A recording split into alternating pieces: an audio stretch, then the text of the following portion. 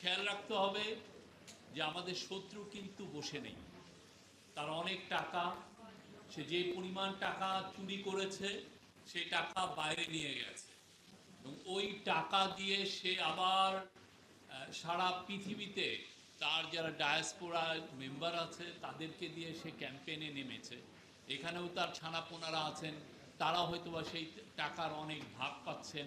তারাও এই নতুন করে নিউ ন্যারেটিভ তৈরি করার চেষ্টা করছে।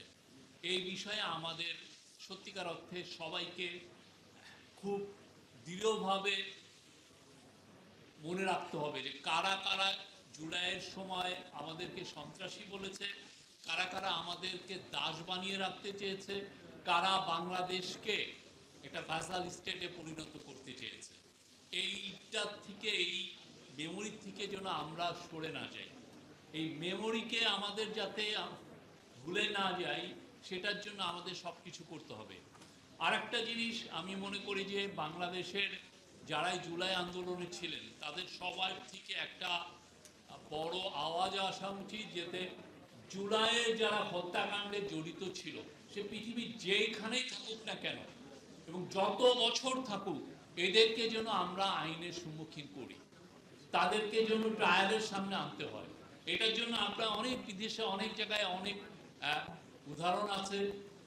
আপনি দেখবেন যে ইসরায়েল যারা নাজিদের মধ্যে যারা বেঁচে ছিল সিনিয়র লিডারশিপ, তাদেরকে ধরার জন্য বছরের পর বছর, দশকের পর দশক তারা এই কাজে তাদের ইন্টেলিজেন্স এজেন্সিকে নিয়োজিত করেছে। অন্যান্য ল্যাটিন আমেরিকার এরা 20-30 বছর ধরে এখনও ট্রায়াল করে যাচ্ছে, যারা 70-এর 80-র দশকে ল্যাটিন আমেরিকাতে গুম খুনে জড়িত। সেই পিনোশে, যিনি চিলিতে কু করেছিলেন 1973-তে, তাকে 1998-এ ইউকেতে অ্যারেস্ট করা হয়েছে। আমরা যেন এই জায়গা থেকে ভুলে না যাই। আমার মনে হয় যে খুব ভালো একটা ইনভেস্টিগেটিভ এজেন্সি থাকা উচিত, আমাদের দূতাবাসগুলোতে আরও শক্তিশালী করা উচিত, যাতে যারা যেই জায়গায় আছে এই লোকগুলো যারা এই খুনে জড়িত ছিল বা খুনিদেরকে যারা ফান্ডিং করেছে তাদেরকে যেন প্রত্যেককে চিহ্নিত করি কোথায় আছে তারা, এবং তাদেরকে ফিরিয়ে আনার জন্য সর্বোচ্চ সবচেয়ে বেশি আমাদের ফোকাস এখানে দেওয়া উচিত।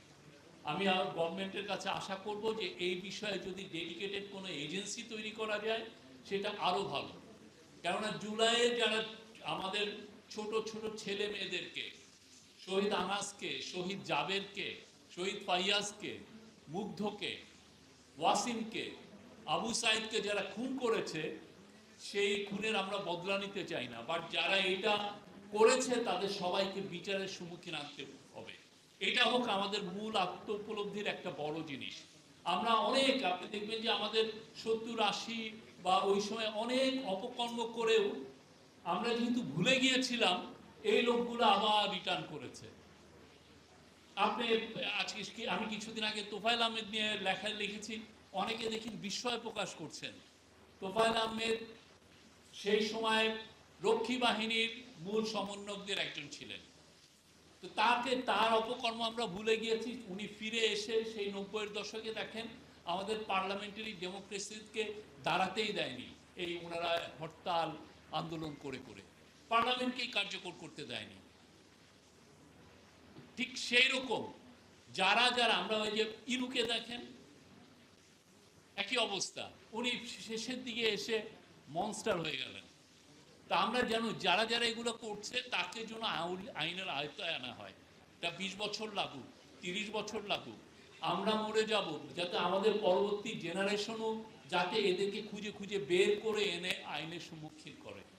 কেউ যদি না এইটা না মনে করে যে যে সে যে অপকর্ম করেছে, যে খুনে সে জড়িত ছিল, যে এক্সট্রাজুডিশিয়াল মার্ডারে সে জড়িত ছিল, যে গুমে সে জড়িত ছিল, যারা আয়নাঘর বানিয়েছে, একটা আয়নাঘর তো না, 700-800 আয়নাঘর যারা বানিয়েছে, প্রত্যেকের জন্য বাংলাদেশের এই বড় লম্বা হাতের আইনের থেকে যাতে দূরে সরে না থাকতে পারে। এটা 10 বছর লাগবে, 20 বছর, আমি বলবো না যে এই গভর্নমেন্ট সব পারবে, বাট আমরা যদি সেই রকম একটা ফোকাস এজেন্সি করি যে তারা এদেরকে মনিটর করবে কোথায় কোথায় আছে, কবে তাকে আনা যায় এবং যে সমস্ত দেশে বেশি আছে তার সাথে এক্সট্রাডিশন ট্রিটি করে কিভাবে আনা যায়, এই জায়গাগুলো থাকতে হবে। কিন্তু আমরা যদি রিল্যাক্স হয়ে যাই, দেখা যাবে তারাই আবার নতুন ন্যারেটিভ এনে আমাদের জুলাইকে প্রশ্নবিদ্ধ করার চেষ্টা করবে।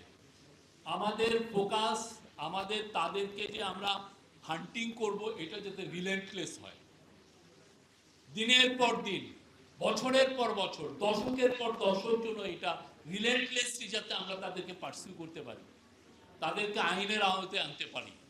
এটা না হলে জুলাইয়ের শপথটা ঠিক হবে না। বাংলাদেশে যাতে কেউ মার্ডার করে পার না পায়, এই জায়গায় আমাদের দাঁড়াতে হবে। কেউ যেন আবার ফিরে এসে মার্ডার করে এসে আবার সে যেন পলিটিক্যাল ক্যারিয়ার সে যাতে না করতে পারে, এই জায়গায় আমাদের খুব দৃঢ়ভাবে অবস্থান নিতে হবে। আমি আর বেশি বলবো না। জুলাই আমাদের সবচেয়ে অহংকারের একটা, আমি বলবো যে এই গত 50 বছরে এর চেয়ে বড় অহংকারের বিষয় আমাদের আর আসেনি।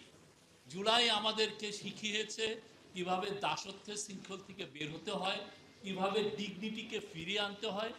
জুলাই আমাদেরকে শিখিয়েছে যে আমরা সবাই এক, আমরা সবাই ফ্রিডমকে বিশ্বাস করি, আমরা সবাই আত্মমর্যাদায় বিশ্বাস করি এবং আমরা সবাই চাই বাংলাদেশ একটা সুখী, সমৃদ্ধি এবং সবার জন্য হিউম্যান রাইটস থাকা একটা দেশ। Thank you very much.